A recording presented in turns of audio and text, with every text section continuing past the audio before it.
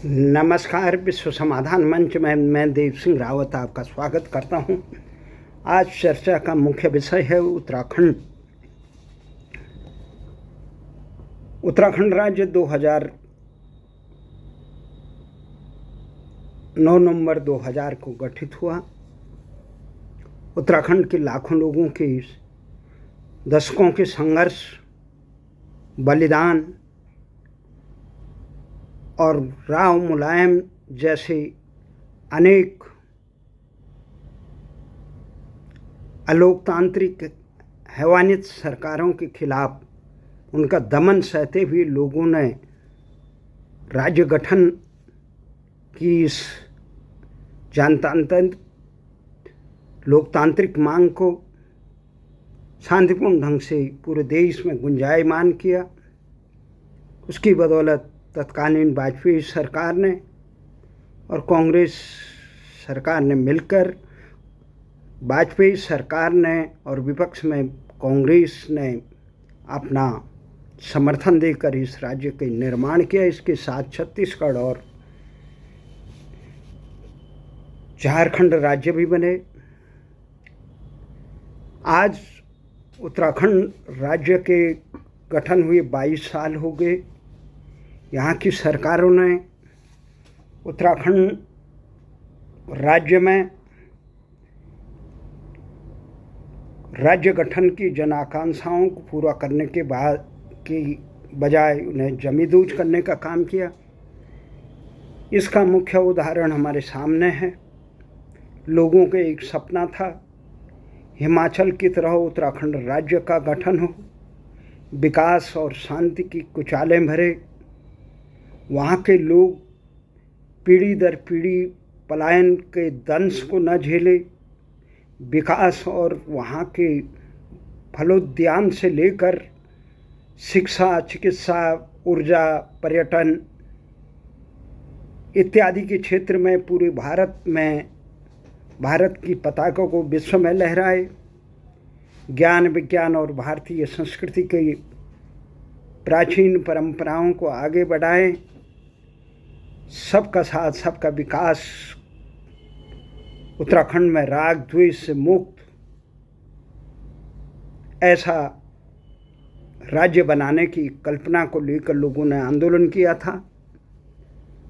पर राज्य गठन के बाद जिस प्रकार से यहाँ पर प्रदेश के जिनके हाथों में बागडोर सौंपी गई केंद्र के आला नेतृत्वों द्वारा, चाहे वो नेतृत्व भारतीय जनता पार्टी का रहा हो, चाहे कांग्रेस का रहा हो, किसी ने भी ये सोचने और समझने की ज़रूरत नहीं की कि जिन लोगों ने उत्तराखंड का एक राज्य मांगा था उनकी जन आकांक्षाएँ क्या है, वहाँ का ज़मीनी विकास करने के लिए ये नेतृत्व सक्षम रहेगा कि नहीं, इसे जन सेवा का अनुभव है या नहीं, ये उत्तराखंड की पीड़ा को समझने लायक है या नहीं। सबसे पहले तो उत्तराखंड राज्य बना जिस ढंग से अटल बिहारी वाजपेयी ने अपने मित्रता के नाम पर स्वामी जी को थोपा। फिर जब चुनाव सामने आए तो कोश्यारी जी को आगे कर दिया। न उन्हें समय मिला, न सोचने का समय मिला। प्रदेश की नींव ठीक नहीं। और उत्तराखंड राज्य की सबसे बड़ा दुर्भाग्य रहा कि उससे कदम कदम पे छल किए गए, और छल किए गए उन लोगों द्वारा जो सबसे बड़े हमदर्द कहलाने का काम करते थे। इन 22 सालों की सरकारों ने उत्तराखंड के राज्य के ऊपर 2021-22 के वित्तीय वर्ष तक 73,477.72 करोड़ रुपये का कर्जा चढ़ा लिया, जो इस सरकार के कार्यकाल, जो अभी धामी सरकार है, इसके कार्यकाल पूरा होने पर ऐसी आशंका प्रकट की जा रही है 1 लाख करोड़ से अधिक का कर्जा उत्तराखंड के सिर पर चढ़ा रहेगा। 1.25 करोड़ जनसंख्या वाले इस प्रदेश में 1 लाख करोड़ का कर्जा चढ़ा है। इसके लिए दोषी कौन है? इस प्रदेश की इस प्रकार से संरचना की गई, इसका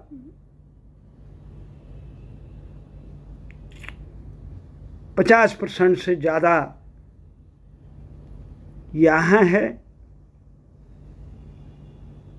वेतन इत्यादि देने में ही खर्च हो जाता, वेतन और पेंशन देने में।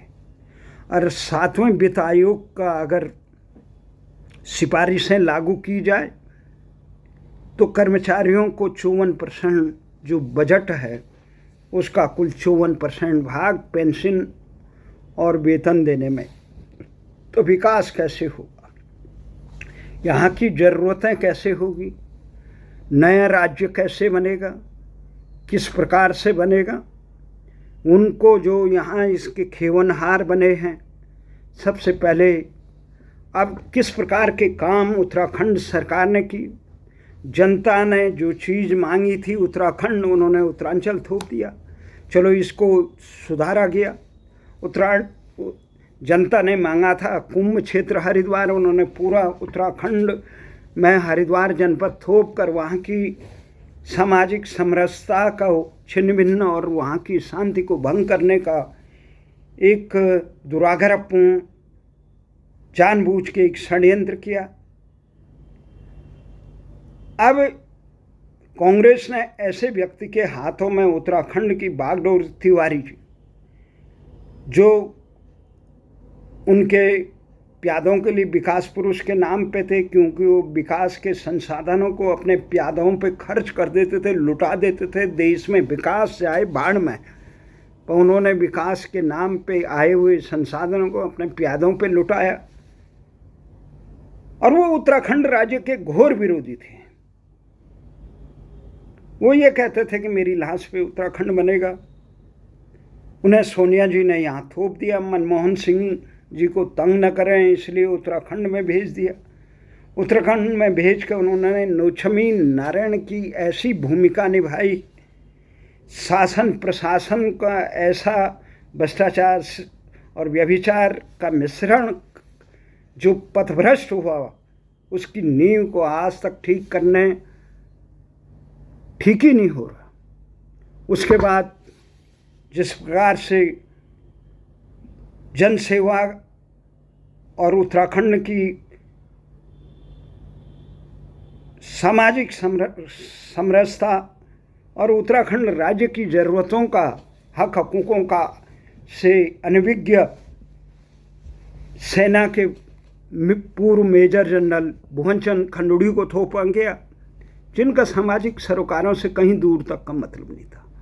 सेना के बड़े जनरल रहे, मामा बहुगुणा रहे, उनके नाम बुनाकर उनको भारतीय जनता पार्टी ने बागडोर, वहाँ के ज़मीनी नेतृत्व को नज़रअंदाज करके, कुशारी जैसे ज़मीनी नेतृत्व। नतीजा क्या हुआ? उत्तराखंड राज्य पूरे देश में जनसंख्या पर आधारित विधानसभाई परिसीमनों का, विधानसभाई क्षेत्र के परिसीमन हुए और उत्तराखंड में भी इस प्रकार से हुआ।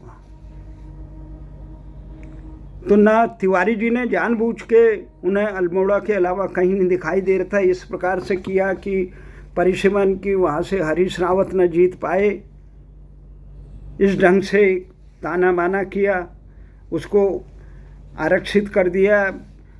और खंडूड़ी जी तो ये था कि ऊपर से जो सेना में रहे तो ऊपर से जो आदेश आए कमांड का उसे पूरा करते रहे, जबकि मुख्य चुनाव आयोग के यहाँ से जो वर्तमान में उनके उस समय तत्कालीन मुख्यमंत्री खंडूड़ी के सलाहकार थे, मीडिया सलाहकार उमाकांत लखेड़ा, वो वर्तमान में प्रेस क्लब ऑफ इंडिया के अध्यक्ष भी हैं। उन्होंने कई बार मुझे कहा कि हमारे ये चुनाव आयुक्त भारत के वो तैयार थे कि वो कहते थे अपनी विधानसभा से लिख के लाइए, मैं झारखंड और पूर्वोत्तर की तरह यहाँ पे विधानसभा क्षेत्रों का परिसीमन रुकवा सकता हूँ, पर वो नहीं किया। 6 सीटें कम हुई। दूसरा सबसे महत्वपूर्ण जो उत्तराखंड के लिए इसे नासमझ और दुराग्रही लोगों को मुख्यमंत्री बनाने का हुआ। उत्तराखंड राज्य गठन के पहले दिन से ही मांग थी कि राजधानी गैरसैंण हो, क्योंकि लोग देहरादूनी लखनवी मानसिकता के नौकरशाहों और नेताओं की पहाड़ विरोधी मानसिकता से त्रस्त थे। इसका इलाज लोगों ने चिंतन मंथन करके उत्तराखंड के राज्य गठन के सूत्रधारों ने, इंद्रमणि बडोनी, काशी सिंह ऐरी, इन तमाम लोगों ने, विचारों ने चिंतन मंथन करके, गहन विचार विमर्श करके आज़ादी के महान आंदोलन चंद्र सिंह गढ़वाली जी की भावनाओं को, जो दूधातोली की तरफ और जो गढ़वाल राज्य की सबसे उत्तराखंड में जो चांदपुर गढ़ी में जो उन्होंने राजधानी बनाई थी, उन तमाम भौगोलिक परिसीमनों का, उत्तराखंड के भौगोलिक क्षेत्रों को अध्ययन करके उनके केंद्र स्थान पे गैरसैंण में राजधानी बनाने का जो मांग थी, उसके लिए आंदोलन हुआ। बाबा मोहन उत्तराखंडी ने अपनी शहादत दी। न स्वामी को इस चीज़ की भान रही, न कोश्यारी जी को रही।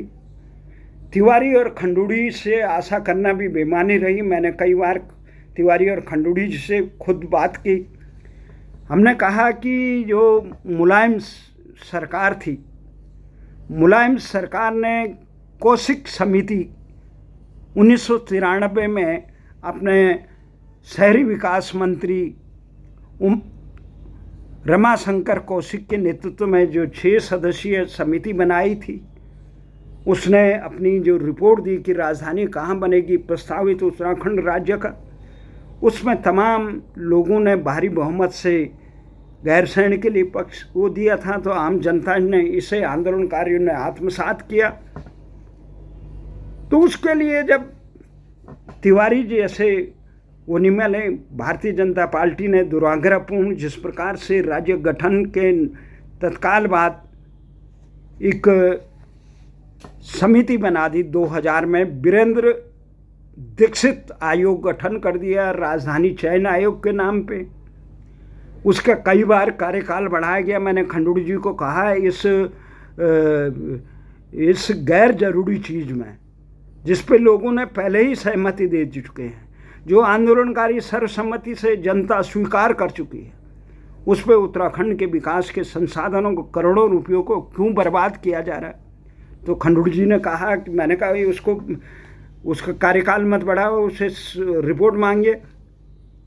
कहा वो जो अभी तक रिपोर्ट नहीं दे रहा। मैंने कहा उसकी पेंशन पोस्ट लगा दी क्या, आप इसे तुरंत उसे निर्देश दीजिए। कोई ज़रूरत नहीं है उत्तराखंड में वीरेंद्र नाथ दीक्षित। ये तो केवल उत्तराखंड की जनभावनाओं को रोकने के लिए भारतीय जनता पार्टी के आला नेतृत्व के इशारे पे ये इस प्रकार का काम किया गया था। किसने कहा वीरेंद्र नाथ दीक्षित को? वीरेंद्र नाथ दीक्षित को उत्तराखंड की भौगोलिक संरचना की कोई मालूम ही नहीं था, ना वो जन सेवक थे। तो इस प्रकार से ये बनाया गया। उस समिति में भी सबसे अधिक लोगों ने गैरसैंण के पक्षधर में बात की। अब जब तिवारी हठधर्मिता से गुपचुप रूप से यहाँ देहरादून में कभी विधानसभा भवन बने, राज निवास बना दिया, कोई ये विधानसभा का इधर का उधर का ये करके ये काम किया, तो आंदोलनकारी मोहन उत्तराखंडी को इस प्रकार से बाबा मोहन को गुस्सा आया। वो आमरण अनशन में बैठे। तिवारी जी ने मानवीय दृष्टिकोण में नहीं अपनाया, एक अपील तक नहीं की। वहाँ पे चले जाते, वो दुनिया भर का हेलीकॉप्टर में इधर उधर गाए बगाए लोगों के पास जा रहे थे। तो क्या वहाँ नहीं जा, काशीपुर में हेलीकॉप्टर ले जा रहे थे बार बार, तो वहाँ नहीं ले जा सकते गैरसैंण? एक राज्य के लिए, एक आंदोलन का अपनी जान पे खेल रहे हैं। तुम राजभवन में पंचतारा संस्कृति में मौज मस्ती कर रहे हो, पर लेकिन हठधर्मिता से बाबा मोहन उत्तराखंडी ने बलिदान दिया।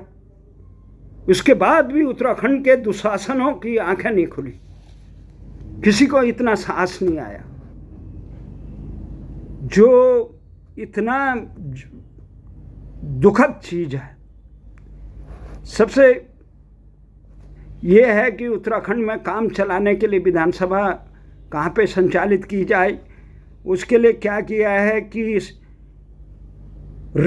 रिप्सना नदी के किनारे जो विकास भवन था उसको ऐसे काम चलाऊ विधानसभा भवन में परिणित किया गया। तो इसके बाद बड़ा उत्तराखंड की जनता का निरंतर दबाव आया तो बहुगुणा सरकार उसमें हरीश रावत और बहुगुणा में जो मुख्यमंत्री बनने के लिए एक कश्मकश चल रही थी।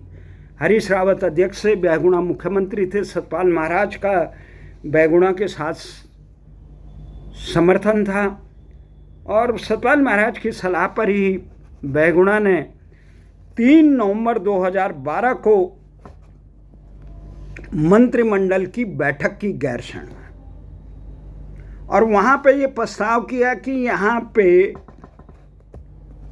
विधानसभा भवन बनेगा गैरसैंण में। ये एक ऐतिहासिक काम हुआ 3 नवंबर 2012 को बहुगुणा। 9 नवंबर 2013 को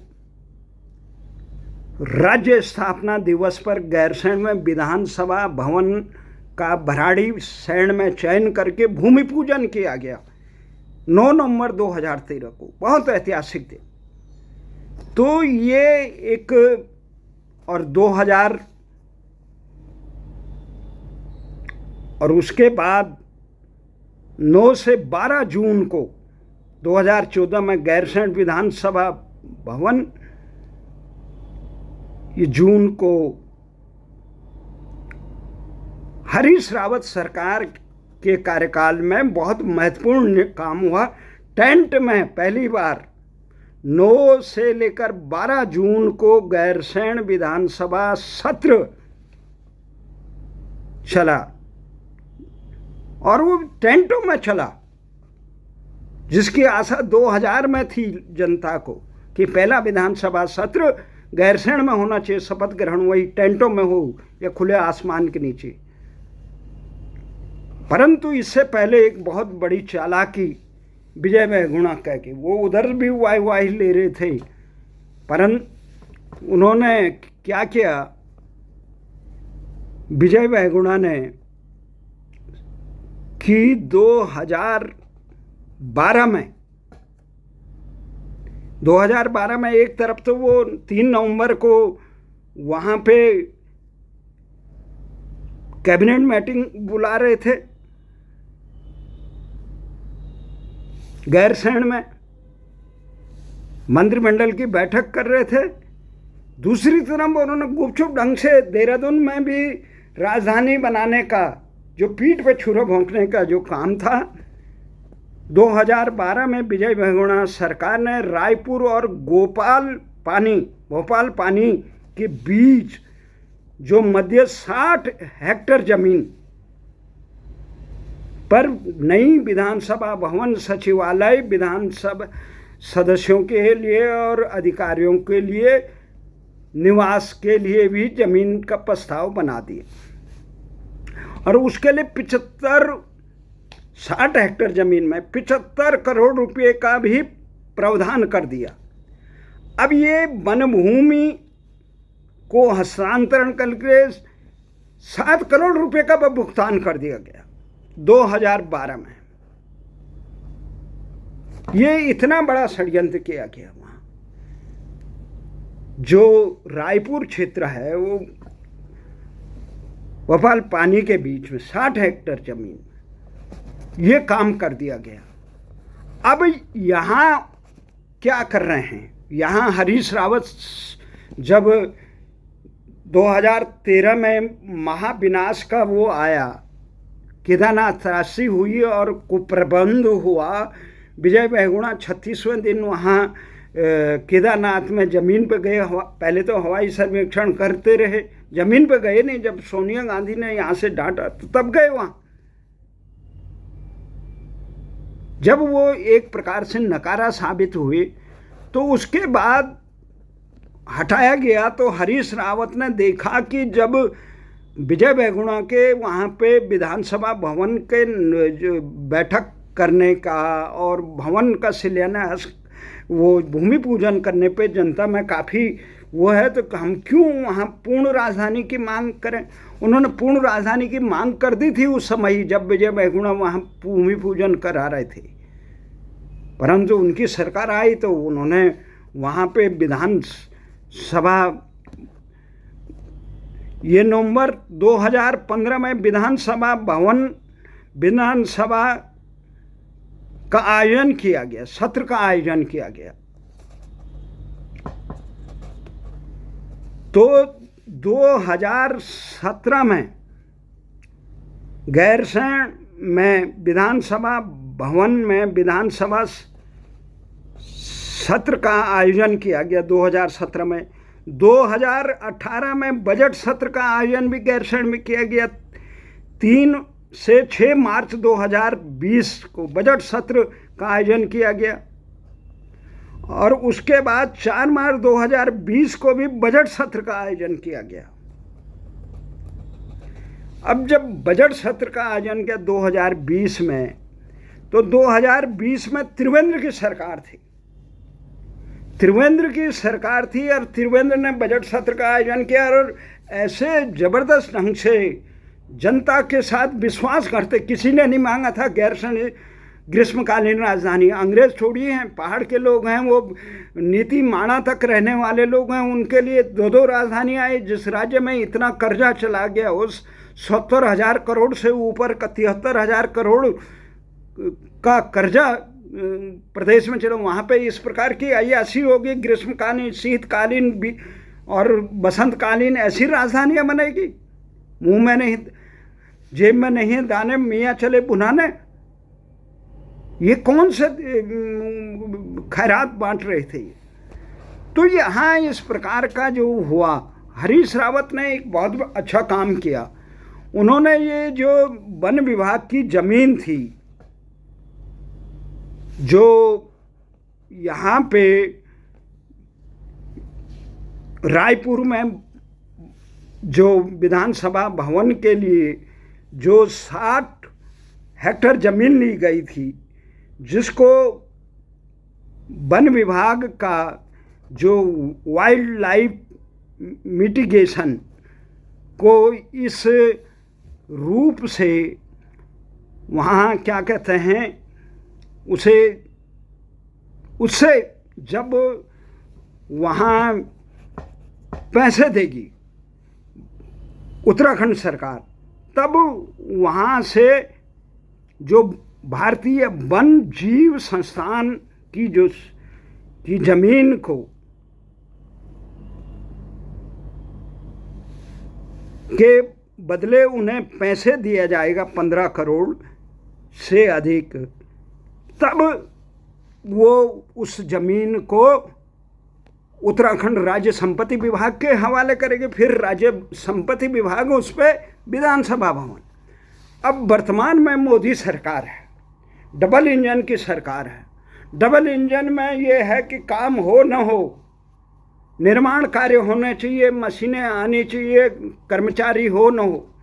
ये क्या बात है। जब विधानसभा भवन बन गया तो आप गुपचुप तरीके से वहाँ पे विधानसभा भवन और सचिवालय बनाने की मंजूरी कैसे दे रहे हैं, जिस राज्य पे 73 करोड़ से 1 लाख करोड़ के आसपास का कर्जा चढ़ गया हो, 1.25 करोड़ की जिसकी जनसंख्या हो, जहाँ विधानसभा भवन बन चुका हो, भारत का सबसे रमणीक भवन बन चुका है, तो आप उस जगह पे फिर सैकड़ों करोड़ रुपए बर्बाद क्यों कर रहे हैं। और जनता की, लोकतंत्र में जन भावनाओं का सम्मान होना चाहिए। जनता का सम्मान था, आंदोलनकारियों का संघर्ष था और शहीदों का शहादत थी राजधानी गैरसैंण के लिए। आप जनतंत्र में इस प्रकार के हिटलर शाह कौन हैं? किसने कहा डबल इंजन की सरकार को कि आप रायपुर में बनाइए, जबकि हरीश रावत सरकार ने जिसको अपदस्थ करने के लिए तमाम प्रकार के अलोकतांत्रिक हथकंडे चलाए गए, जिसे सर्वोच्च न्यायालय ने डपट कर लोकतंत्र की रक्षा की, विधानसभा में बहुमत है नहीं तुम्हारा और सरकार को अपदस्थ करने चलेगी। जिस चीज़ के लिए कांग्रेस को गाली देते थे वही काम कर लिया। ये तो कुछ काम अच्छा करो कांग्रेस से हटके, तब जनता कहे कि वाह भाई वाह, आप लोगों ने बहुत अच्छा काम किया। और काम एक पैसे का नहीं किया। तो आपने सरकार आई तो क्या काम किया आप लोगों ने? जनता के विश्वास के त्रिवेंद्र रावत को जरा ये पूछा जाए कि ग्रीष्मकालीन राजधानी किसने मांगी थी? कहीं वो ये न कह दे कि हम नरेंद्र मोदी ने मांगी थी। नरेंद्र मोदी तो आंदोलन में भी नहीं थे जी। किसने मांगी थी? सपने आए थे क्या? तीरथ रावत ने मांगी थी, धन सिंह रावत ने मांगी थी, सतपाल महाराज ने मांगी थी, हरक सिंह ने मांगी थी, खंडूड़ी जी ने मांगी थी। किसने मांगी थी? कौन था वो? कोश्यारी ने मांगी थी? नहीं मांगी किसी ने। पर आपको केवल रातों रात ऊपर से निर्देश दिए कि नई बिल्डिंग बनेगी, किसी ठेकेदार का भला होगा, कुछ नेताओं को कमीशन मिलेगी,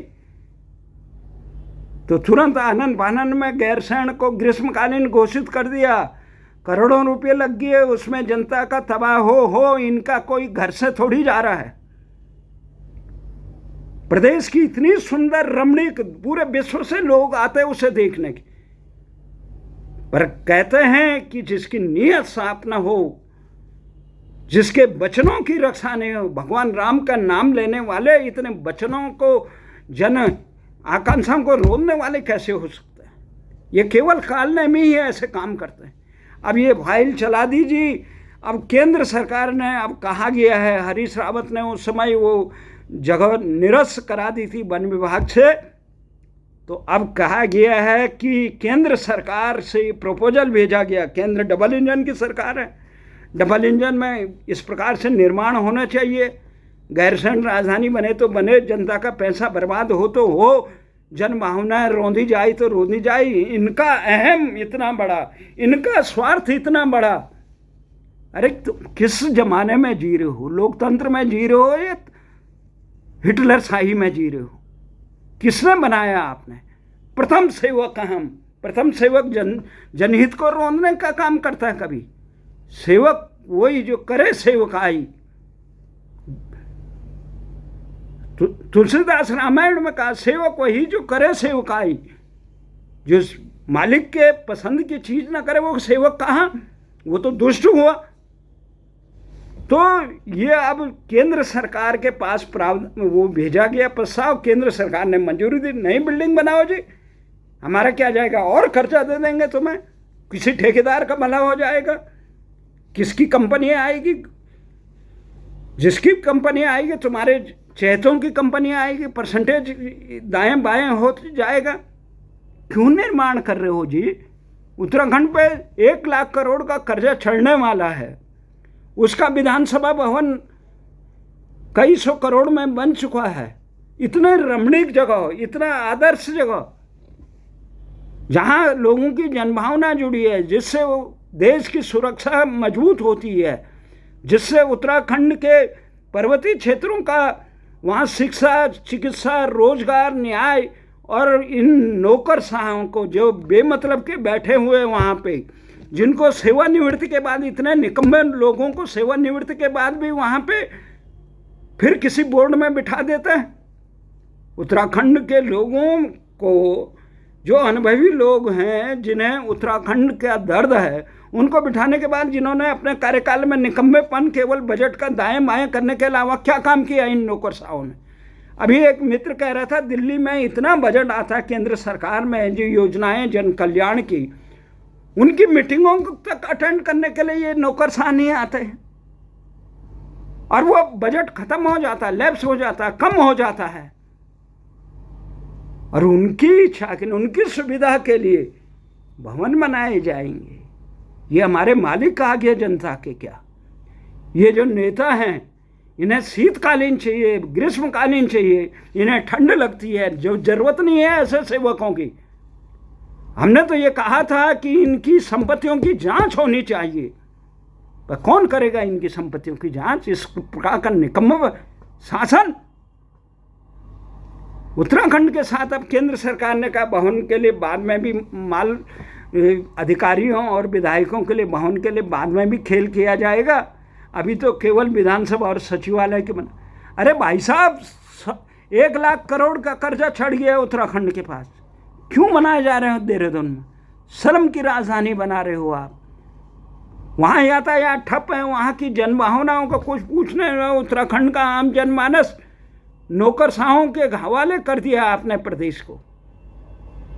अब ऐसे लोगों को जिनको देश काल का साहस नहीं है, धामी में इतना साहस नहीं, कहता हमने जनभावनाओं का आदर किया ग्रीष्मकालीन। अरे धामी जी बताइए किसने मांगा? आप तो खटिमा क्रांतिकारी क्षेत्र के से पराजित प्रत्याशी रहे ना, प्रधानमंत्री की कृपा से आप मुख्यमंत्री बने, परंतु इतना झूठ तो ना बोलो। राजधानी गैरसैंण के लिए कौन से नारे लगते थे? आपने जनभावनाओं का आदर कर दिया। कब किया भाई? आपने आंदोलनकारियों का क्या सम्मान किया? लोग दर दर की ठोकरें खाते हैं। जंतर मंतर से लेकर अभी तक आपके दरबार में कितनी बार अनुरोध किया, मैं खुद आपसे मिला, आप में इतनी हिम्मत नहीं आई नजर मिलाने की। आंदोलनकारियों का सम्मान करके सम्मान के नाम पे अपमान करने के अलावा उत्तराखंड की सरकार ने कुछ किया। पर आंदोलनकारियों के सम्मान और अपमान की बात नहीं, उत्तराखंड की जन आकांक्षाएं कैसे साकार हो। आप प्रतिबंध लगा दीजिए आंदोलनकारियों पे, उत्तराखंड में नहीं रहेंगे, परंतु कम से कम जन भावनाओं का तो साकार करो, लोकतंत्र का कुछ सम्मान करो, कुछ शर्म और लाज रखो। भवन बनाएंगे, क्यों बनाएंगे जी? ये बिल्डरों को या नौकरशाहों को कमीशन के लिए बनाएंगे हम, जब वहाँ ऑलरेडी है ही उत्तराखंड में एक निर्माण भवन जिसमें बजटकालीन सत्र, शीतकालीन सत्र सब हो चुका है।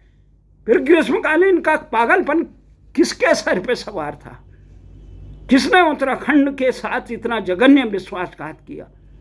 तो इसलिए हमारा मानना है, माननीय प्रधानमंत्री जी, ये रायपुर में बनाने वाली जो विधानसभा भवन बना रहे हैं, ये उत्तराखंड की जन आकांक्षाओं को रोंदने के अलावा, उत्तराखंड से विश्वासघात करने के अलावा और देश की सुरक्षा से खिलवाड़ कराने के अलावा कोई काम नहीं है।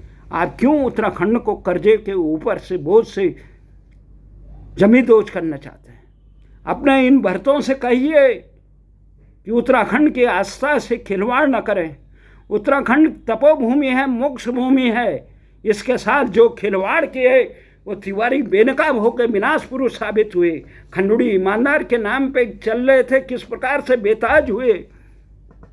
जो यहाँ उत्तराखंड के हक हुकूकों और ज़मीन पे के साथ खिलवाड़ करेगा, उसका राव और मुलायम की तरह हश्र होगा। ये केवल बातों में नहीं, खुद मुलायम के शब्द हैं कि मेरे साथ ऐसा अभिशाप क्या हुआ। जब यूपीए सेकंड की सरकार कि 4 पार्टी वाला हवाई जहाज चला रहा है, 4 सांसद वाला ये चला रहा है, और हमारे पास 21-22 के सांसद, हमें कुछ नहीं मिल रहा है। ये उत्तराखंड का अभिशाप लगा था, और उन सब को लगेगा जो जनभावनाओं को रोंदने का काम करेंगे, उत्तराखंड के साथ विश्वास करेंगे। हमेशा किसी की नहीं रही, न रावण की रही, न कंस की रही, जो जनभावना को रोंदने वाले हिटलर की नहीं रही। तो इसलिए हमारा ये मानना है कि धामी जी अभी भी समय है, आप जनभावनाओं को नमन करिए, नहीं तो नरेंद्र सिंह नेगी के शब्दों में लोक गायक नरेंद्र सिंह नेगी कि जाग जाग नरसिंह भैरव हे बजरंग बजरंग, जो उत्तराखंड राज्य आंदोलन का प्रमुख गीत है। भले ही उत्तराखंड के महानायकों को, नरेंद्र सिंह नेगी जैसे गीतकारों को, जो सांस्कृतिक ध्वजवाहक हैं, जो उत्तराखंड की चेतना के वारिस हैं, उनको भारत सरकार पद्म विभूषण इत्यादि रत्न देने में समझ नहीं पाई हो, अपने चाटुकारों को और बौने लोगों को देने में लगी हो, पर लेकिन जनता के हृदयों में राज करने वालों को नज़रअंदाज करें, तो उन्हीं के गीतों का सहारा नहीं। जाग जाग हे नरसिंह भैरव कह के फिर हुंकार भरेंगे उत्तराखंड के लोग। और आने वाले समय में हमें तो आशा है थी कि आप डबल इंजन की बात करते हैं तो उत्तराखंड की जनभावनाओं को स्वीकार करेंगे। इन भर्तों को समझाइए कि उत्तराखंड की जनभावनाओं का आदर करिए, इस प्रकार से काम न करे जो उत्तराखंड बदहाली के गर्त में पड़े। जय हिंद, जय उत्तराखंड।